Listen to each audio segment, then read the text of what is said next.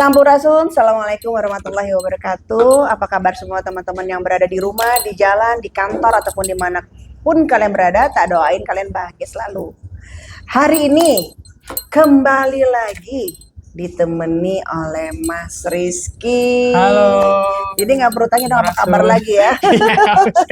Karena kan emang Sambungan ya. ya. Nah, sekarang ini part 5. Perlima. Benar nggak sih? Betul. Karena udah banyak banget dan masih saya mau ngebahas tentang konspirasi atau dunia di balik dunia gitu ya. Karena memang kenapa kok pada pertanyaan TV ini bahas ini mulu? Ya karena seru gitu kan. Banyak yang kita pingin tahu nih, apa sih di balik dunia itu ada apa aja sih dengan segala rencana-rencana gitu ya. Nah, langsung aja ya biar Mas Rizky yang bercerita. Oke Mas, gimana? Iya Teh, jadi sebenarnya dunia di balik dunia ini memang selama ini kan kita cuma tahu apa yang kita pelajari aja. Ya. Tapi faktanya banyak sekali yang ditutup-tutupi sama bisa dibilang pemuja iblis lah gitu Teh. Banyak hal yang nggak kita tahu seperti rencana-rencana mereka seperti apa ke depannya, dan juga ada hal-hal yang mungkin sudah terjadi tapi teman-teman nggak sadar Nah, gitu kan. benar. Contohnya ada beberapa yang kita mau bahas ini terkait Blue Beam Project. Blue Beam Project. Iya, Blue Oke. Beam, Blue Beam Project. Jadi Itu apa sih? Gimana sih? Jadi Blue Beam Project itu adalah salah satu senjata daripada orang-orang satanik nih. Jadi senjatanya ini bukannya untuk menghancurkan, bukannya untuk membunuh, tapi ini untuk menjauhkan kita daripada kepercayaan kita pada saat hari ini Teh.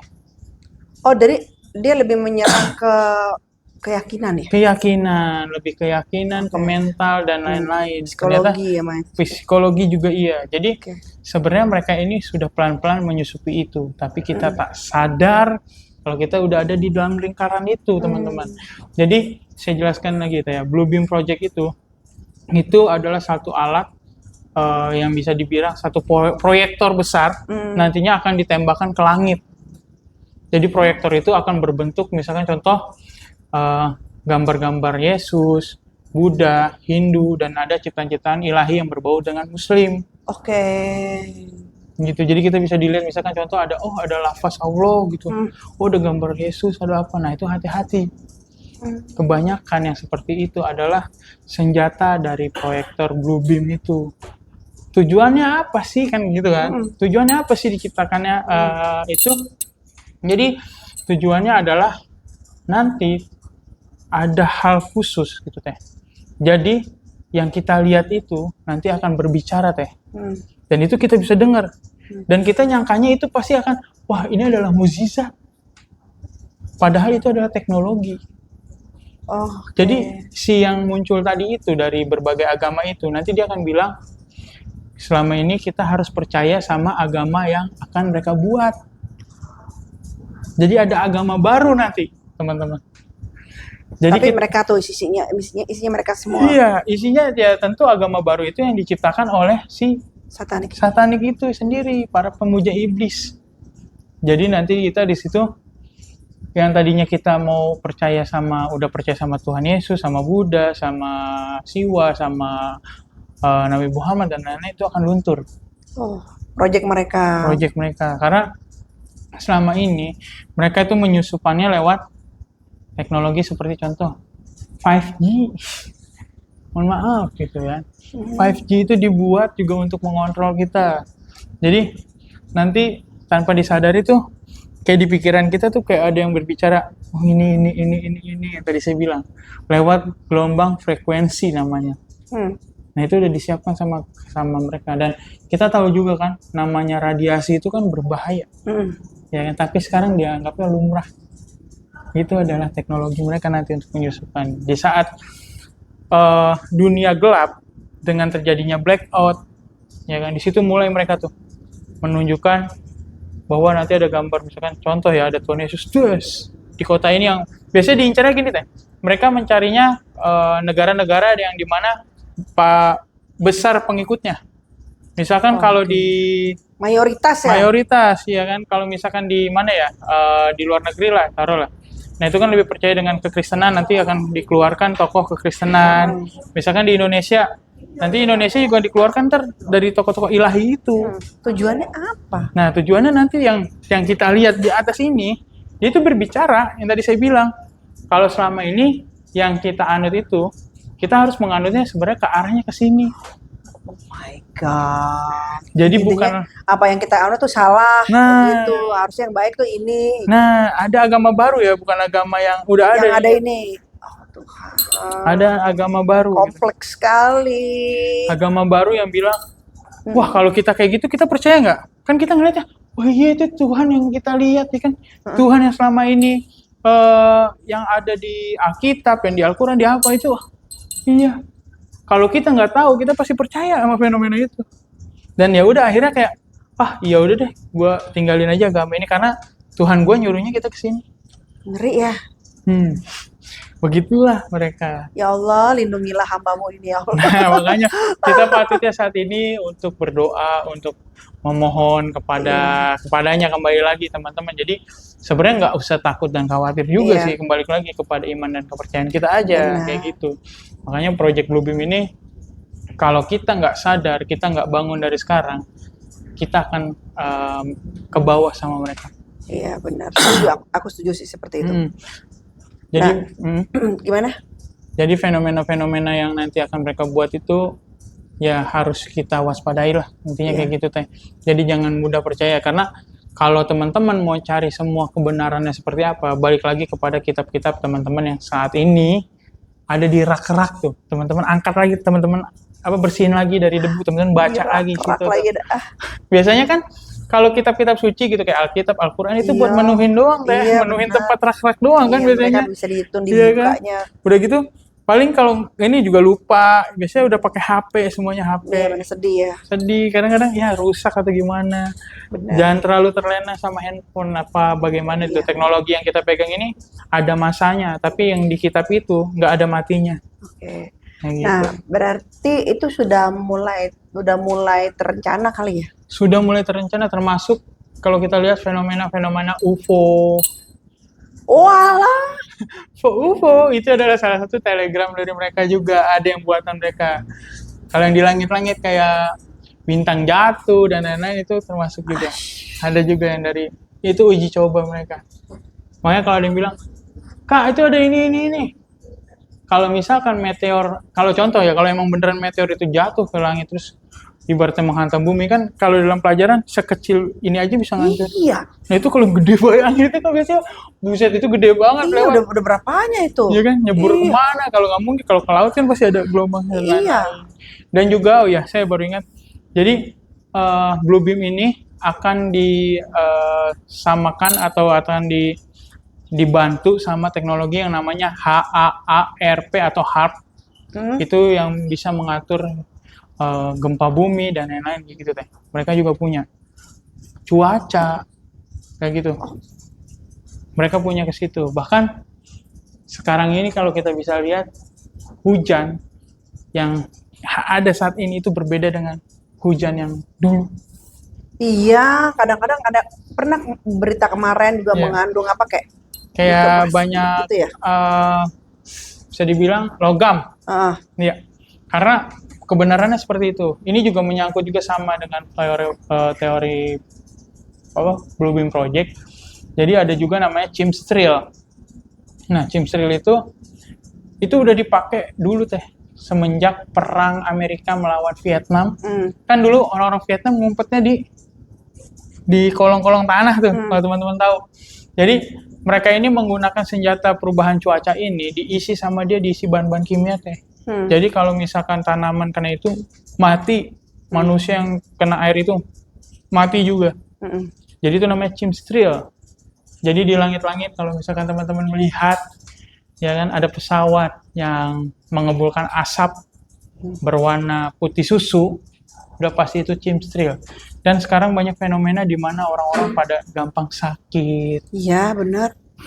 Nah itu dari mereka juga kayak gitu. Itu chemtrail namanya. Chemtrail. Iya, chemtrail itu ada di konten saya di Instagram juga bisa dilihat tuh. Nah itu berupa apa, kayak di udara berarti? Di udara. Jadi kalau HARP itu teknologi yang bisa membuat hujan. kalau ini bisa dibilang bumbu untuk bikin orang-orang sakit lah ya, Astagfirullah. tumbuhan rusak. Jadi nantinya akan ada yang lebih berbahaya lagi teh. Ya kan, selain Bluebeam, tadi kan Bluebeam Project di saat kita blackout, oh nanti itu masalah kepercayaan nih. Oke. Ya kan, chemtrail itu membuat nanti bahan pakan yang ada pada saat hari ini, yang Tuhan udah kan sebenarnya Tuhan udah nyiptain kita nih, berserta isi-isinya, makanannya ada di situ, ya kan, lewat tumbuhan, obat-obatannya ada lewat tumbuhan juga. Nah itu nanti akan dimatikan semua. Dimatikannya lewat apa? Lewat salah satu pesawat yang lewat dan menyebar bahan-bahan kimia. Dan itu memang sudah kelihatan. Itu tuh kerja-kerjanya satanik. Ya Tuhan. Memang menuju ke lebih dekat menuju. Kadang aku malah gini loh. Aku tuh kadang malah berpikirnya gini ya. Sebenarnya cerita kayak gini nih kalau untuk aku ya, aku makin sayang dengan Tuhan. Betul. Ya makin sayang dengan Tuhan dan makin menggantungkan dengan Tuhan ya. Jadi aku bisa berpikir begini. Bencana yang Tuhan kasih seperti banjir atau apalah atau apa. Kalau kita ambil dari sisi negatifnya kan, oh ya itu sebuah kesedihan ya. Yap. Tapi bisa jadi cara Tuhan membersihkan nggak sih? Betul. Bisa ada hal ke situnya dari bahan-bahan yang tadi itu juga. Iya kan, istilahnya ya Tuhan kan tetap punya andil dan kuasa ya. Memang sekarang masih diliatin aja nih kelibatnya, masih saya pantau bahasa manusianya gitu kan. Cuman kan saya selalu percaya Tuhan tuh kan baik banget, baik banget, dan beliau punya caranya sendiri untuk menghempaskan hal-hal seperti itu. Bisa jadi bencana-bencana alam gitu segala macam gitu kan ya, cara untuk menghapuskan itu gitu loh. Betul. Iya kan? Jadi memang banyak cara Tuhan yang nggak bisa kita selami, tapi Tuhan udah rencanakan itu baik untuk kita gitu. Iya. Terkadang ya kan banyak kan bilang, oh ini bencana gini nih. Ternyata ini loh, lu lagi dibersihin dari kejahatan-kejahatan tangan-tangan manusia-manusia yang dikendalikan oleh iblis. Iya, gitu. benar. Yang kerakusan seperti itu. Nah, karena gila sih, serem sih. Maksudnya sampai ke masalah reproduksi, masalah ke makanan, semuanya. Makanan gitu kan ya. Terus masalah keyakinan, sampai dia ada ide gitu loh. Kalau dia bisa berpikir bahwa harus ke masalah soal bikin gambar-gambar di langit kayak gitu kan. Sampai hal spesifik itu mereka masuk. Ya karena kan mereka mikirnya gini Kak, kita ini udah terdoktrin sama kepercayaan yang ada kan. Dan juga mereka juga banyak sekali ngambil dari kutipan-kutipan ayat atau bacaan-bacaan yang ada di kitab-kitab kita. Nah mereka itu akan menubuatkan, tapi kadang gini, nubuat itu bisa datang dari Tuhan, bisa datang dari mereka. Tergantung dari iman dan kepercayaan kita. Makanya kita harus lebih dekat lagi dan kenal lagi Tuhan kita siapa, supaya kita tahu nih mana yang benar. Karena yang bisa menyelamatkan itu Kak, tentunya diri kita sendiri sih. Kayak gitu, kalau kita nggak sadar dari sekarang, ya udah kita akan tenggelam kayak gitu. Iya. Nah, buat teman-teman yang nonton ini nih, jadi kalian ambil positifnya gitu, bahwa kalian tahu harus kalian bergantung kepada siapa. Betul. Gitu kan. Dan khusus untuk keimanan kalian ya, apapun agama kalian yang nonton ini ya, kalian ya tingkatin lah keimanan itu gitu. Karena menurut saya ke depan itu ya memang kita hanya mutlak bergantung pada keimanan kita. Betul. Jangan sampai nih kita udah bagus nih, endingnya malah nggak bagus. Nah, ya nggak? Iya, jangan sampai akhirnya kayak gitu. Sekarang kan sebenarnya hidup itu yang penting kan endingnya. Betul. Endingnya ketika kamu pulang dari dunia ini, endingnya seperti apa gitu loh. Jangan endingnya udah bagus dari pertengahan, terus endingnya tuh malah merosot ke sono ya, orang ikut ke sana. Iya, karena ada salah satu sahabatku ya, dia dari awal sampai setengah itu bagus sekali, keimanannya, kehidupannya, keyakinannya bagus. Dia disentil oleh sebuah keadaan gitu ya, pasal asmara sih lebih tepatnya, parah ya. Nah, tepatnya lebih masalah asmara. Nah, terus mending kalau masalah ekonomi, asmara, masalah percintaan, ya Allah, itu kan dia langsung udah bukan jadi kayak manusia, ibarat kata udah berubah haluan lah seperti itu. Dan akhirnya saya ngelihat gimana dia meninggal itu mukanya tuh kayak anjing. Pasti ada dosa yang ini ya. Bener-bener gitu. Padahal dia ganteng masih hidup itu dia ganteng, pas dia endingnya itu ininya nih apa sih kayak anjing gitu, hitam gitu, kayak anjing kayak begitu. Terus Ya pokoknya banyak deh fenomena-fenomena alam ketika dia mau dimakamkan itu ya, banyak fenomena-fenomena yang akhirnya bumi pun menolak. Iya, Itu yang maksud saya, yang penting tuh kita sebagai manusia ending kamu tuh seperti apa gitu. betul. Oke, lanjut. Nah iya, makanya benar banget apa yang tadi Kak Feni bilang gitu kan. Baik lagi kepada keimanan kita dan ketakwaan kita kepada Tuhan kita. Dan juga teman-teman, ini kan saya berbicara seperti ini bukannya untuk menakut-nakuti sekali lagi Kak. Iya. Tidak, tapi emang benar untuk membuat kita itu sadar dan lebih dekat lagi nih sama Iya loh. Tuhan gitu. Aku ngomong sama Rizky tuh nggak, impactnya apa? Aku makin malah yang aku dapatin ya di hatiku, ya aku makin cinta sama Tuhan loh. Hmm. Dan bener-bener kita yang berharap akan pertolongannya ya, Yap, betul banget. ya kan? Jadi kita bener-bener tahu nih posisi Tuhan tuh ada di mana. Nah, kadang kan kita cuma bisa ngandelin diri kita sendiri, merasa Iya. kita mampu, merasa kita hebat, ya kan? Tapi di saat nanti teman-teman butuh apa-apa, jangan sampai nih misalkan Tuhan disangkanya nggak jawab, Iya. Tuhan disangkanya nggak ada. Padahal tuh dia ada gitu Kak, dekat sama kita dan dia juga tahu kapan waktunya kita akan mendapatkan sesuatu tuh dia tahu banget gitu. Benar. Waktu dia tuh tepat bukannya cepat. Iya betul, aku setuju Makanya di sini kita membahas seperti ini juga, ini adalah salah satu agenda yang nggak bisa teman-teman dapatkan sembarangan juga gitu. Dapatnya cuman emang saya pribadi pun ini yang saya dapatkan dari ya pengalaman saya waktu itu di satanik itu. Iya. Makanya mau saya bagikan kepada teman-teman supaya teman-teman, yuk kita lebih sadar lagi yuk sekarang gitu. Iya, dia Karena masuk mana-mana. saat ini kita udah kalau dibilang udah kalah jauh sama mereka, kalah jauh Kak. Iyalah, kalau kayak gitu. Mereka udah lari, kita masih jalan, Iya. ya kan? Kayak mereka tuh kayak jadi kayak sutradara. Nah, tapi ada tapinya nih, ya kan? Walaupun mereka lari, kita ingat lari itu bisa jatuh Nah, benar. dan jalan itu bisa lari. Soalnya kebutuhan manusia, kalau saya lihat ya, kebutuhan manusia itu justru jadi panggung mereka. Betul. Panggung mereka ya, wah nih, mereka tahu kan segala kebutuhan manusia itu apa sih, kekurangan manusia, apa kerusakan manusia. Mereka tahu itu, jadi mereka panggungnya ada di situ Ya, gitu. sama kayak mungkin saya sedikit cerita gitu kayak dari pengalaman hidup saya gitu teman-teman. Kalau dibilang, kalau berbicara seperti ini aman gak sih sebenarnya kan gitu. Tentu kalau dibilang aman, ya secara manusia saya selalu berharap sama Tuhan kalau saya akan diamankan oleh Tuhan. Iya betul. Tapi kalau emang secara langsung mereka tuh nggak bakal tinggal diem. Dan mereka akan membuat saya itu diem gitu. Jadi ada beberapa contoh yang pernah saya alamin juga waktu itu. Ini tadi kalau kakak temennya gara-gara asmara gitu. Nah kalau emang saya itu lebih diguncangnya dari perekonomian Kak. Yang saya bilang, saya itu terakhir itu pas berhenti kerja, saya mencoba buka usaha. Tapi usaha saya kena tipu. Ya kan, kena tipu sama salah satu oknum yang bisa dibilang orang gereja juga lah, saya gitu. Orang gereja, dan akhirnya di situ membuat saya frustasi dan akhirnya yang tadinya saya cinta sama Tuhan gitu, saya menangis, saya bilang, oh Tuhan kenapa Tuhan kok gini bikin kayak gini, kok kenapa endingnya kayak gini ya kan, sampai ada yang berbisik sama saya, udah waktu lu udah selesai gitu, udah bundir aja, bundir, Lockout. ya lockout aja udah, lu akan tenang kok, lu akan terbebas, lu nggak pusing, lu akan nggak ngerasain apapun, nggak terbebani Itu oleh kamu utang. ngerasa kayak bisikan itu ya? Iya. Berarti ini orang-orang yang bundir-bundir itu juga mereka ngalamin Pasti, itu ternyata. bisikan atau bayangan atau apa sih? Mereka itu mempercayai kalau itu adalah salah satu bisikan dan dorongan Kak. Itu ada sesuatu ya. Oh ya, saya akan kasih tahu ke teman-teman karena saya merasa juga ke arah ke situ. Nih hati-hati nih untuk proses bundir. Nih Iya. kita lewat dikit membahas proses bundir. Iya, jadi yang tadi chemtrail kan udah teman-teman udah tahu tuh ya dan lain-lain. Kan ini lebih tepatnya ke diri kita juga gitu. Karena jatuhnya gitu ke orang-orang yang mau bundir itu pasti itu ada dorongan yang bakal memotivasi dia.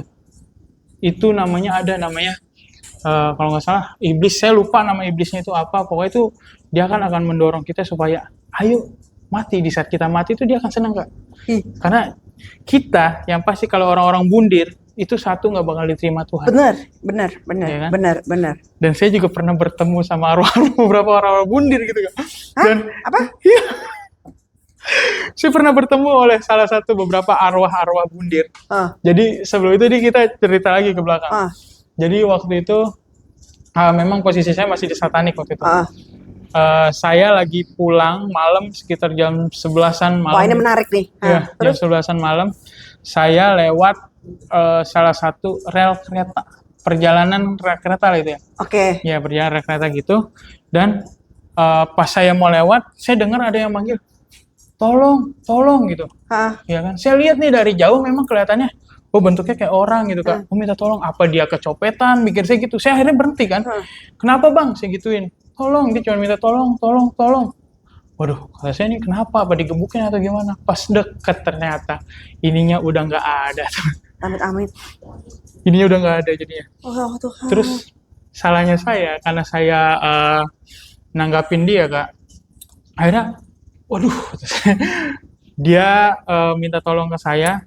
Dia bilang, dia cerita kalau dia adalah hasil bunuh diri, nabrakin diri ke kereta. Oh my God. Nabrakin diri ke kereta dan dia itu mau minta maaf sama keluarganya karena dia nggak apa ya, di ibaratnya dia itu nggak bisa diterima Kak di sana. Iyalah. Iya kan?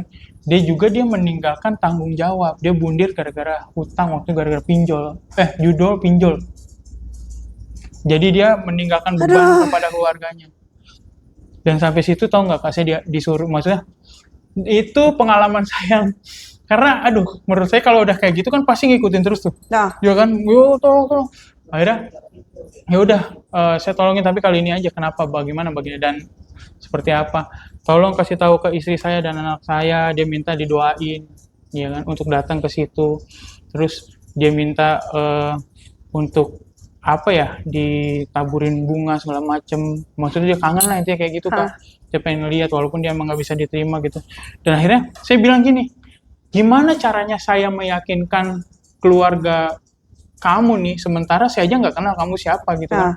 Bagaimana buat meyakinkannya? Nanti kalau mereka nanya-nanya gini, oh dia ngasih tahu salah satunya hari pernikahan sama nama pertama anaknya. Yang tadinya kan anaknya mau dinamain ini. Itu sangat berkesan banget, hal yang berkesan. Dan akhirnya ya udah, saya ke rumahnya Kak. Ke rumahnya ada istrinya sama anaknya waktu itu. Saya bilang permisi gitu kan. Iya Mas gitu. Ininya istrinya nyautin. Ini benar Bu, rumah almarhum Bapak ini. Iya benar. Ada apa? Saya disangkanya penagih hutang. Iya mohon maaf Pak, gini.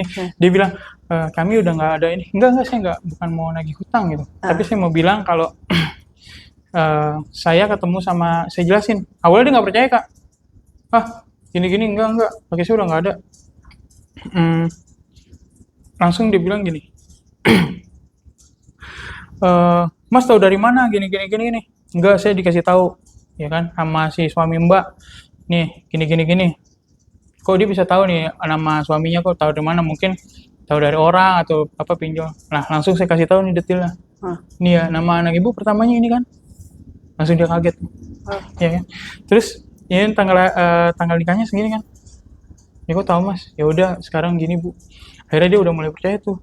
Ya kan, percaya. Saya bilang, suami ibu ini pengen dibantu doa. Dia bilang pengen ibaratnya dia apa sih Kak? Kalau ditaburin bunga kayak gitu lah ya. Ibaratnya dia tuh mohon maaf katanya meninggalkan tanggung jawab gini. Intinya menyesal lah kayak gitu. Cuman menyesal itu tidak akan menghapus dosanya saat ini. Iyalah.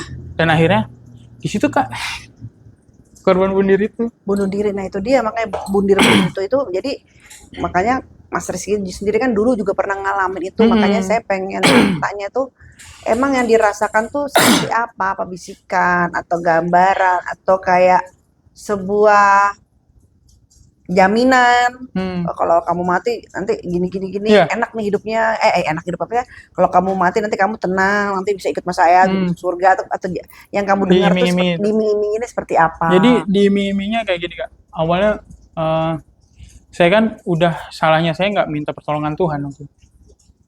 Saya tahu mereka kan mengincar saya lewat psikis, mental dan lain-lain. Akhirnya mereka bilang udah selesain aja. Kalau kamu mati, ya orang-orang semua akan memaafkan kamu. Itu ada suara gitu? Iya jelas itu Kak, jelas. Orang-orang akan memaafkan kamu. Jadi orang-orang nggak akan lagi nyalain kamu. Karena waktu itu posisinya saya sampai ditinggal anak istri Kak, sampai dibawa sama mertua. Iya. Dan saya juga mengecewakan mertua saya waktu itu. Ya kan, sampai dibawa, dan itu benar-benar saya udah pamit sama anak saya sama istri saya, sama papa saya, sama adik saya, sama koko saya sampai telepon mau nyusul mama bilang kita mau kemana lu gitu. Itu bener-bener udah saya lakuin Kak. Oh, Yang pertama yang saya udah pernah cerita itu kan, ah, ya saya mau gantung diri di kamar, mm. akhirnya ternyata pas saya udah Putus ya? nyoba itu, Iya. yang nyangkut Iya, itu, iya, pokoknya itu putus. saya cerita kayak gitu. Pokoknya intinya teman-teman hati-hati kalau ada Hal-hal kayak gitu. bisik-bisikan bunuh diri segala macam, jangan pernah melakukan itu karena bundir itu bukanlah penyelesaian, ya kan? Kalau bundir itu kamu akan menimbulkan masalah baru untuk orang-orang yang selama ini nggak tahu. Ternyata apa Kak? Setelah saya nggak jadi bundir itu, ada salah satu bisikan yang bilang sama saya. Kan saya bilang, Tuhan, saya minta maaf Tuhan. Tuhan cuma ngomong gini Kak, tanggung jawab. Tanggung jawab, dia bilang. Gak dialog. Iya kan? Dibilang tanggung jawab, saya maksudnya apa nih tanggung jawab? Akhirnya, oh iya, saya harus berani. Ya kan? Yang tadinya saya takut Kak disamperin orang, ya kan? Ditagi-tagi orang, saya nggak berani ngomong. Takutnya, ini nanti orang ini malah gini. Ternyata bener Kak, saya tanggung jawab, saya ngomong, mohon maaf, saya nggak ada. Akhirnya orangnya ngertiin. Oke. Ternyata kita itu jangan langsung berpikir gitu. Kita coba dulu. Iya, Gitu. Jangan langsung berpikir akan tes mati itu adalah jalan keluar. Nggak salah. Kalau kamu mati kayak seperti itu, kamu akan menimbulkan masalah baru. Kasihan orang-orang yang Iya. kamu tinggalin. Nah, apalagi udah habis kayak gitu ketemu sama orang satanik, habis kali ya. Nah, habis Kembali sudah lagi deh situ. ketemu Udah orang-orang satanik malah ditumbalin pisang, direkrut kali ya. direkrut jadi ya. Makanya hati-hati juga kalau kita berbicara tentang yang tadi. Pernah nggak sih kamu dengar ada sebuah kasus ya di Amerika apa di mana gitu ya, bahwa dia itu banyak ngebunuh orang di rumahnya gitu ya, terus sekarang akhirnya dia ketangkep. Nah, ketika dia di penjara, dia bilang azan ya. Azan. Udah 40 emang Kak. Udah berapa menit? Oke. Oh, aman lah. Ternyata sudah azan, sebentar kali ya kita itu dulu. Kita buka dulu, Kita break dulu. break dulu. Mau Tapi di di-break? pause aja Pak. Lanjut lagi. Nah, Oke. Ya udah berarti kita sambung lagi ya. Nanti Jadi ini aku udah ada pertanyaan nih ke Rizky. Yap. Ada pertanyaan ke Rizky. Jadi kasusnya di Amerika, ya. tapi nanti di part 6 ya. Oke. Kebetulan saya juga mau buka puasa. Sampai puasa ketemu dulu, guys. di video-video selanjutnya. Assalamualaikum. Dasun.